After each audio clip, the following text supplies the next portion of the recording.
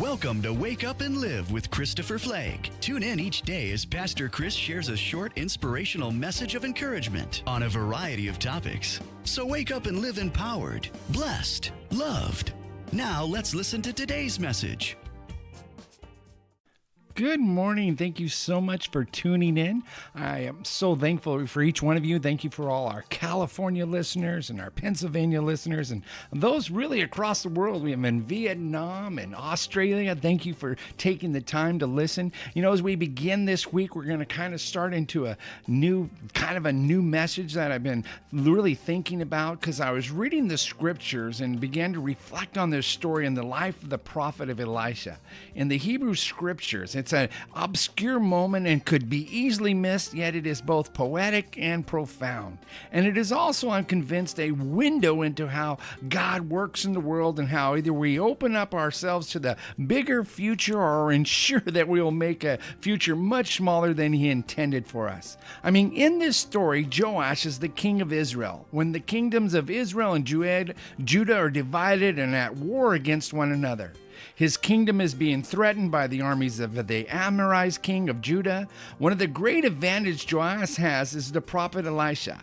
I mean, he's there with him, but now Elisha is suffering from an illness that will lead to his death. And Joash goes up and weeps over him, less because of the sorrow, but more for the loss of the prophet and more because of the fear of the loss of Elijah's protection.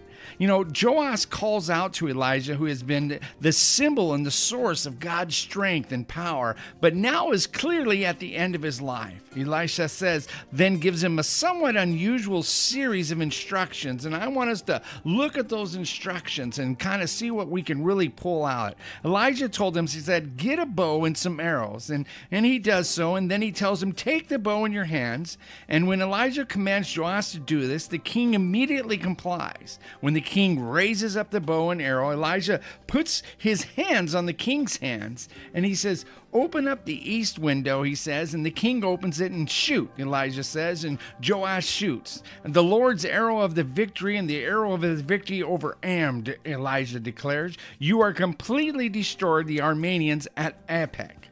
Then he says, take the arrows, and the king takes them, and Elijah tells him, strike the ground. He strikes it 3 times and stops. Then the scripture tells us something that is quite unexpected. The man of God was angry with him and said, you should have struck the ground 5 or 6 times, then you would have defeated Aram and completely destroyed it. But now you only defeat it 3 times. And right after he says this, the story tells us that Elisha died and was buried. I mean, much of what happens here doesn't make any sense to our modern minds. How could the king's future be so affected whether he struck an arrow 3 times, 5, or 6 times? Why didn't Elijah explain to him what was supposed to be required of him, holding him to these consequences, right? How could the king have known that 6 is the magic number and that 3 would leave him up wanting more? I mean, up to that moment, he had done everything Elijah instructed him, but when Elisha said to take him to strike the ground with the arrows and the prophet left the instructions, he left him really kind of open-ended. I mean, it's not insignificant that the text says the man of God was angry with him. Clearly, much more was happening here than meets the eye. This was no small mistake. The king began with the promise of a complete victory and afterwards was the recipient of really much less. And all of it centers around one decision. He struck the ground 3 times, then stopped. Put it in another way, he quit. The Bible doesn't tell us why he quit. Maybe he was tired, maybe he felt ridiculous, maybe he thought it was beneath him, or perhaps he sensed it was an act of futility, but it's clear that for whatever reasons, Elijah, the fact that the king had stopped striking the arrows was connected to his determination to receive the full measure of God's intention for him. He quit and the victory was lost. He just didn't want it badly enough. And I wonder how many victories are lost before the battle has even begun. I wonder how much more of God's desires to usher into the world than has been thwarted out of the lack of ambition. I wonder how many times in my own life I thought I had failed, but actually the only thing that happened was I quit. What is it about that stops us before we're finished? The mistakes, quitting for failure. I mean, that settles us for so much less. I see too much of this in myself, and this can be identified too many times when I have prayed too little, expected too little, and just done too little. I mean, have you become that kind of person who is always looking for the least you can do, trying to do only what is required? Or are you the kind of the person who has given up not only on life, but also on yourself? When you come to the end of your life, will you be able to say, I gave it everything I had? Or will you have to have the hollow feeling inside of your soul that you quit too soon, that you expected too little, and that you did not strike the last arrow? I think many of us hear God say, take your arrows and shoot. But much like the king, he never heard the command about stop striking the ground. We simply stop before we're finished. We stop before God is finished. I mean, there is a posture toward life that separates those who end their lives with their quivers full and untapped potential and unseized opportunities, and those who die with the quivers empty. Arrows are not meant for decor. They are meant for battle. The question each of us must answer is this: am I the kind of the person who strikes 3 times then stops? Or am I the kind of the person who, when commanded to strike my arrows, keeps striking and striking and striking until there are no arrows left? It's curious that Elijah had the king shoot the first arrow through the window and then instructed him to grab the 3 remaining arrows and begin to strike them. I mean, we may never know the full implication of why he had him do it this way. Perhaps the arrow he shot through the window was a symbol of how God would take the victory far beyond the hand of the king. That's the way an arrow would be expected to be used. The odd command was to take the arrow and strike it instead of shoot it.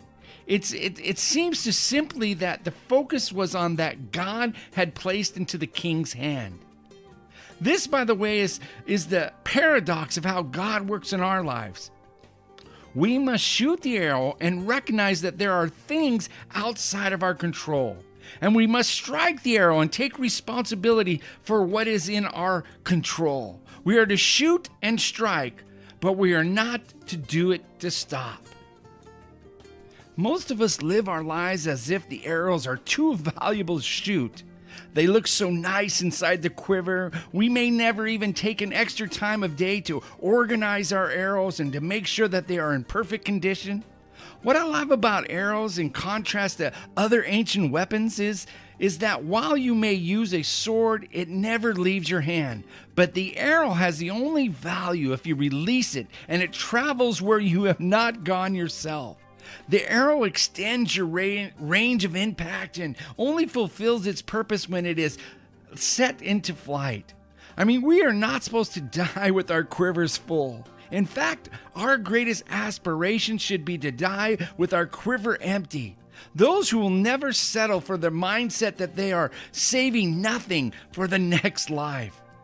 There was a movie that was made in 1997 called Gattaca. And it's a story of 2 brothers, Vincent and Anton. And the setting is in some future time when children are genetically manipulated to be born perfect and flawless. I mean, they are against society's best efforts, and still occasionally children are born natural babies. They are classified as invalid.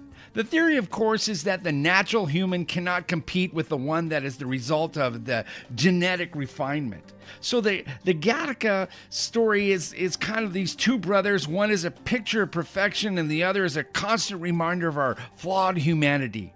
There is no world in which Vincent will ever surpass Anton. Anton possesses one characteristic that all of us deepest longing wish we all had as well: the absence of all our flaws, the absence of our weaknesses, the absence of humanity. Vincent, on the other hand, is the downgraded model of what it means to be human. He's a natural baby. In contrast to his brother, is supernatural. In the movie, the dilemma is that although Vincent is inferior, his dreams and aspirations are not limited or defined by his imperfections. His dilemma is the one all of us face. We aspire to those things that seem beyond us. Our soul seems to play a cruel joke on us, causing us to want things that seem to be impossibilities. I mean, wouldn't it be better for all of us if we were just incapable of knowing that there is more? How often is our greatest moment the haunting thought that our lives, as long as we live, are not the lives we were created to live? Yet all around us we find helpful and hopeful reminders that seemingly ordinary people have founded their way to living these extraordinary lives. We know their stories, they inspire us, they light afresh the flame of hope in us too, that we too might become more, that we might break through the gravitational pull of mediocrity and transcend the status quo and live this life that is uniquely our own. There does seem to be a break point, a defining moment, a moment of truth when a person decides that he or she will not settle for less, that less is no longer an option. We see this moment powerfully illustrated in the lives of these two brothers, Vincent and Anton. You know, Vincent has taken on an alias, is also known as Jerome. In this world, he must become someone else before he becomes who he is. I mean, so we look at this, we find the two brothers in the middle of the ocean competing to see who can swim further. Anton is now struggling, unable to keep up with his inferior brother. And we see Anton saying this. He goes, "How are you doing this, Vincent? How have you done any of this?" And the scene just kind of goes on. Vincent swimming, Anton trying to catch him, getting madder and madder. And each time he gets up closer to Vincent, he kind of pulls away. And Vincent's kind of playing with him and letting him come up close. But he just again pulls away. And Anton finally says, "Vincent, where's the shore? We're too far out. We have to go back." And Vincent calling back to him says, "Too late for that. We're closer to the other side." And Anton kind of looks around toward the empty horizon, and then he says, "What other side? How far do you want to go? Do you want to drown both of us?" I mean, he's just becoming hysterical. And he says, "How are we going to get back?" And and Vincent, he's just kind of smiling back at him, at the younger brother, and he's looking this, and he goes, and he just kind of eerily calm looks back at him. He says, "You want to know how I did it? That's how I did it, Anton. I never saved anything for the swim back." I mean, these are haunting words from a person who had nothing to lose. Maybe those of us must be aware of our imperfections and flaws and are best suited for this journey. After all, what do we have to lose? We're never supposed to amount to anything. If failure is our inevitable future, let's fail boldly, fail forward. But what happens? Let's not hide behind the excuse that we didn't give it everything we had and perhaps the life we long for is beyond the point of no return. That thought has never left me, that he never saved anything for the way back. This mindset, I am convinced, is the fundamental difference between those who strike the arrows 3 times and those who strike until they have used the last arrow. They leave nothing for the way back. They save nothing for the next life. And that's what I want us to going to be talking about in the days to come, is really about how do you and I save nothing for the next life? That are we people that are striking the arrows until God says to stop, or are we quitters that just give up for whatever the reason? We just stop and we miss out on all the victories and everything that God has for you and my life. So again, today I pray that you would wake up and live empowered, blessed, and loved by God so that you could reach your full potential and touch everything that God has before you and all the things that He's laid out for you. And again today, if you're in that position, keep striking the arrow. Don't stop. Even if you feel like it, keep swimming. There's no way back. You must go forward. God bless, and we'll see you again tomorrow. Thank you for tuning in today for Wake Up and Live. Join us each day for a new inspiring message. Also check out our Saturday morning's Word and Worship for 30 minutes of getting refueled. Plus our Sunday sermon series on the seasons of life.